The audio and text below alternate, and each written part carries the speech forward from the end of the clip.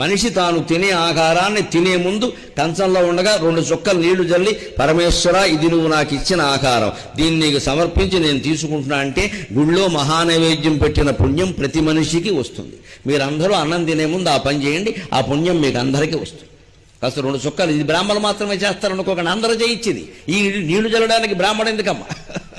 ఇక్కడ మంచినీళ్ళు ఉన్నాయి, గ్లాసులో ఉన్నాయి, కాస్త కుడి చేత్తో 2 చుక్కలు నీళ్లు తీసి అన్నం మీద జల్లడం. అంతేకాదు, ఇంకో పద్ధతి చెబుతున్నా.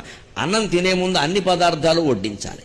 కింద పక్కన పళ్ళేల్లో పెట్టినా సరే, కంచంలో పెట్టినా సరే అన్నీ వడ్డించాలి, అప్పుడే నైవేద్యం పెట్టాలి. అలాగే అన్నీ వడ్డించాక నైవేద్యం పెట్టాక దేవుడికి దండం పెట్టుకున్నాక, ఇది నీవు ఇచ్చిన ఆహారం నీకు సమర్పిస్తున్నా తండ్రి, నన్ను దయచూడు అని 1-2 మెతుకులు నోట్లో వేసుకుని ప్రాణాయస్వాహ అపానాయస్వాహ అని బ్రాహ్మణులు అంటారు. మనం అందరం అనలేకపోవచ్చు. 2 మెతుకులు నోట్లో వేసుకుని దేవుడు తిన్నట్టుగా అనుకుని మిగిలిన అన్నం తినాలి.